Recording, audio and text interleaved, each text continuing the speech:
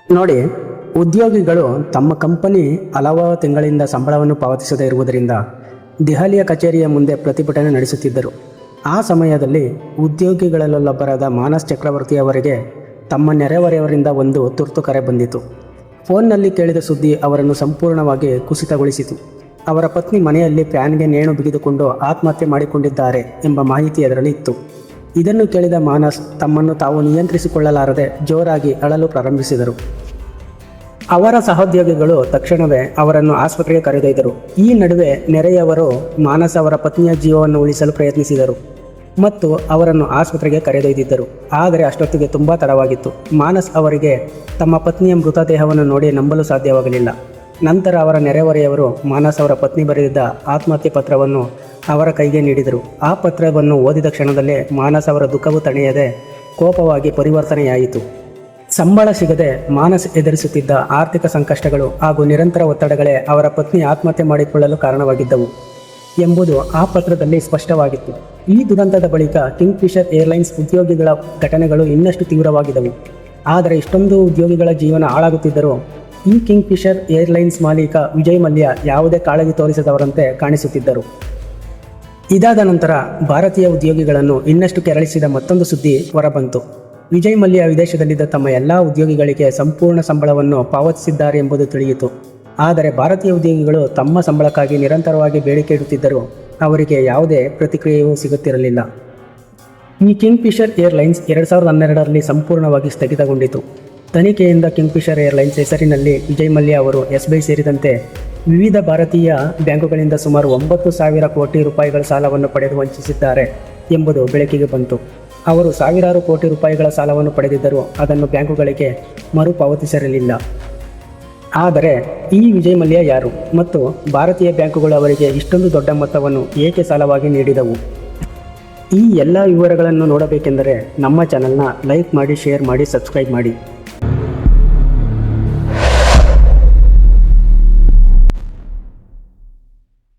ವಿಜಯ್ ಮಲ್ಯ ಅವರು United breweries ಸಂಸ್ಥೆಯ ಮಾಲೀಕರಾದ ವಿಠಲ್ ಮಲ್ಯ ಅವರ ಪುತ್ರ.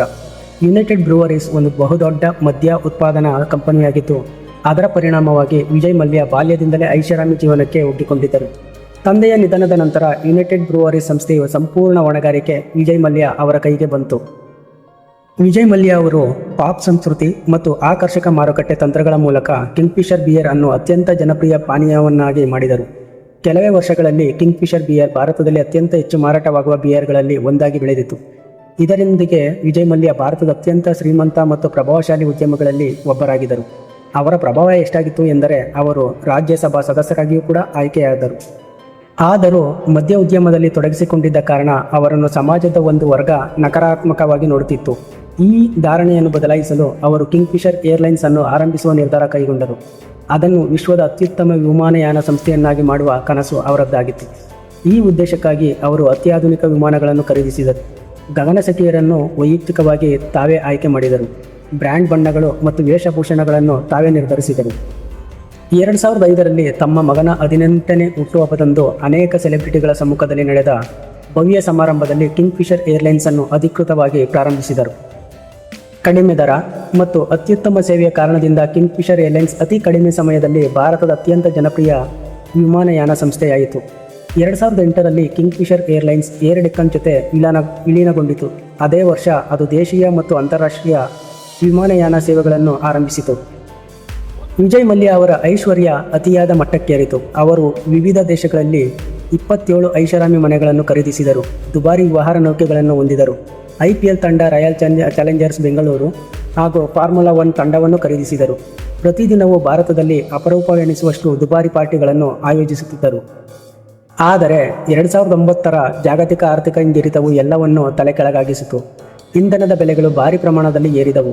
ಇದರಿಂದ ವಿಮಾನಯಾನ ಕಾರ್ಯಾಚರಣೆಯ ವೆಚ್ಚಗಳು ಹೆಚ್ಚಾದವು. ಜನರು ವಿಮಾನ ಪ್ರಯಾಣವನ್ನು ಕಡಿಮೆ ಮಾಡಿದರು. ಪರಿಣಾಮವಾಗಿ ಕಿಂಗ್ ಫಿಶರ್ ಏರ್ಲೈನ್ಸ್ ಭಾರಿ ನಷ್ಟವನ್ನು ಅನುಭವಿಸತೊಡಗಿತು. ಕೆಲವೇ ವರ್ಷಗಳಲ್ಲಿ ಕಂಪನಿಯ ಸ್ಥಿತಿ ಅಷ್ಟರ ಮಟ್ಟಿಗೆ ಹದಗೆಟ್ಟಿತು ಎಂದರೆ ನೌಕರರ ಆಹಾರ ವೆಚ್ಚವನ್ನು ಪಾವತಿಸಲು ಸಾಧ್ಯವಾಗಲಿಲ್ಲ. ವಿಮಾನ ಸಿಬ್ಬಂದಿಯನ್ನು ತಮ್ಮದೇ ಊಟವನ್ನು ಪ್ರಯಾಣಿಕರಿಗೆ ನೀಡುವಂತೆ ಒತ್ತಾಯಿಸಲಾಗುತ್ತಿತ್ತು. ಸಂಬಳ ಪಾವತಿ ಸಂಪೂರ್ಣವಾಗಿ ನಿಂತು ಹೋಯಿತು. ಇದರಿಂದ ಬೇಸತ್ತ ನೌಕರರು ಪ್ರತಿಭಟನೆ ಆರಂಭಿಸಿದರು. ಈ ಪ್ರತಿಭಟನೆಗಳು ಪ್ರಾರಂಭವಾದ ಕೂಡಲೇ ವಿಜಯ್ ಮಲ್ಯ ಅವರಿಂದ ಇಮೇಲ್ ಬಂದಿತ್ತು. ಅದರಲ್ಲಿ ನೌಕರರು ಪ್ರತಿಭಟನೆಯನ್ನು ನಿಲ್ಲಿಸಬೇಕು ಮತ್ತು ಮಾಧ್ಯಮಗಳೊಂದಿಗೆ ಮಾತನಾಡಬಾರದು ಎಂದು ಸೂಚಿಸಲಾಗಿತ್ತು. ಮಲ್ಯ 10 ದಿನಗಳ ಕಾಲಾವಕಾಶ ಕೇಳಿ ಎಲ್ಲರ ಸಂಬಳವನ್ನು ಪಾವತಿಸುವ ಭರವಸೆ ನೀಡಿದರು. ಆದರೆ ವಾರಗಳು, ತಿಂಗಳುಗಳು ಕಳೆಯುತ್ತಿದ್ದರೂ ಏನೂ ಬದಲಾವಣೆ ಆಗಲಿಲ್ಲ. ಅವರ ದುಬಾರಿ ಜೀವನ ಶೈಲಿ ಮತ್ತು ಪಾರ್ಟಿಗಳು ಮುಂದುವರೆದ ಕಾರಣ ನೌಕರರ ಕೋಪ ಇನ್ನಷ್ಟು ಹೆಚ್ಚಾಯಿತು.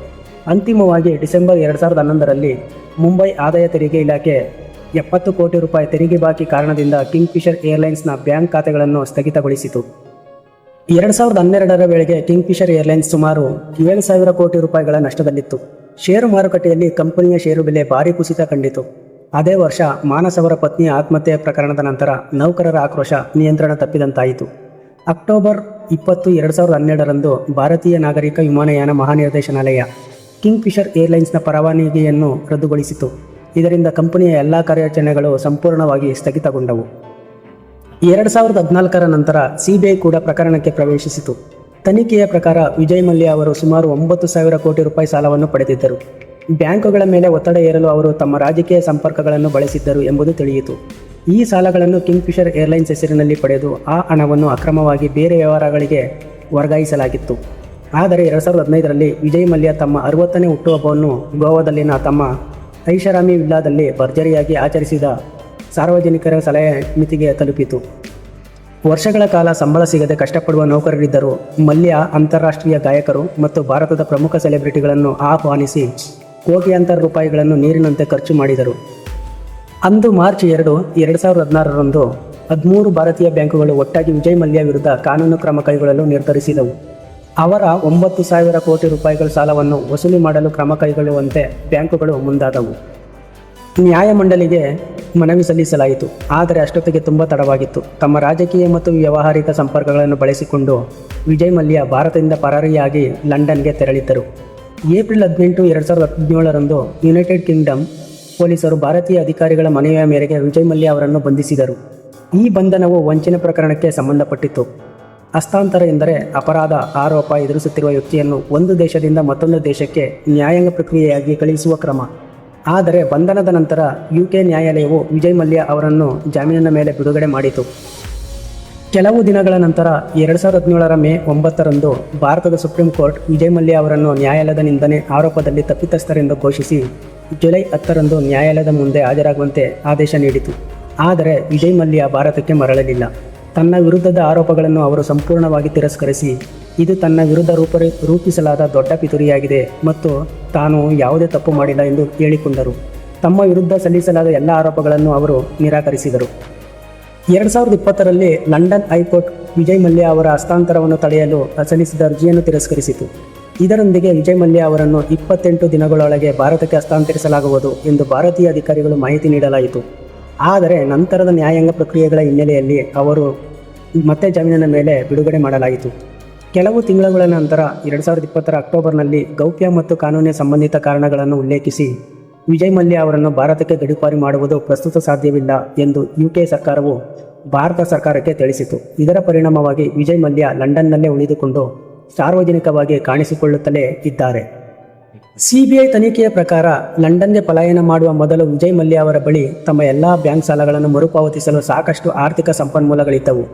ಆದರೆ ಆ ಹಣವನ್ನು ಅವರು ವಿವಿಧ ದೇಶಗಳಲ್ಲಿ ಒಟ್ಟು 27 ಐಷಾರಾಮಿ ಆಸ್ತಿಗಳನ್ನು ಖರೀದಿಸಲು ಬಳಸಿಕೊಂಡಿದ್ದಾರೆ ಎಂಬ ಆರೋಪವಿದೆ. ಇತ್ತೀಚೆಗೆ ವಿಜಯ್ ಮಲ್ಯ ಅವರು ಜನಪ್ರಿಯ ಭಾರತೀಯ ಪಾಡ್ಕಾಸ್ಟ್ ಒಂದರಲ್ಲಿ ಕಾಣಿಸಿಕೊಂಡು ತಾವು ಪಡೆದ ಸಾಲದ ಹಣವನ್ನು ಈಗಾಗಲೇ ಹಿಂತಿರುಗಿಸಿದ್ದಾಗಿ ಮತ್ತು ತಮ್ಮ ಮೇಲೆ 14,000 ಕೋಟಿ ರೂಪಾಯಿಗಳಷ್ಟು ಮೊತ್ತವನ್ನು ವಸೂಲಿ ಮಾಡಲಾಗಿದೆ ಎಂದು ಹೇಳಿದ್ದಾರೆ. ಕೆಲವು ಆಸ್ತಿಗಳನ್ನು ವಶಪಡಿಸಿಕೊಳ್ಳಲಾಗಿದೆ ಎಂಬ ಮಾಹಿತಿ ಇದ್ದರೂ ಇದನ್ನು ಸಮರ್ಥಿಸುವ ಸಾರ್ವಜನಿಕ ಪುರಾವೆಗಳು ಸ್ಪಷ್ಟವಾಗಿ ಲಭ್ಯವಿಲ್ಲ. ವಿಜಯ್ ಮಲ್ಯ ಅವರ ಪ್ರಕಾರ ಅವರು ಇನ್ನೂ ನಿರಪರಾಧಿ. ಆದರೆ ಅಧಿಕಾರಿಗಳು, ಬ್ಯಾಂಕುಗಳು ಮತ್ತು ಕಿಂಗ್ಫಿಷರ್ ಏರ್ಲೈನ್ಸ್ನ ಮಾಜಿ ಉದ್ಯೋಗಿಗಳ ದೃಷ್ಟಿಯಲ್ಲಿ ಅವರು ಭಾರತದ ಅತಿ ದೊಡ್ಡ ವಂಚಕರಲ್ಲಿ ಒಬ್ಬರಾಗಿದ್ದಾರೆ. ಇದೀಗ ನಮಗೆ ಪ್ರಶ್ನೆ ಉದ್ಭವಿಸುತ್ತದೆ, ವಿಜಯ್ ಮಲ್ಯ ನಿಜಕ್ಕೂ ನಿರಪರಾಧಿಯೇ ಅಥವಾ ಈ ಸಂಪೂರ್ಣ ಕಿಂಗ್ಫಿಷರ್ ಏರ್ಲೈನ್ಸ್ನ ಹಗರಣದಲ್ಲಿ ತಪ್ಪು ಯಾರದು?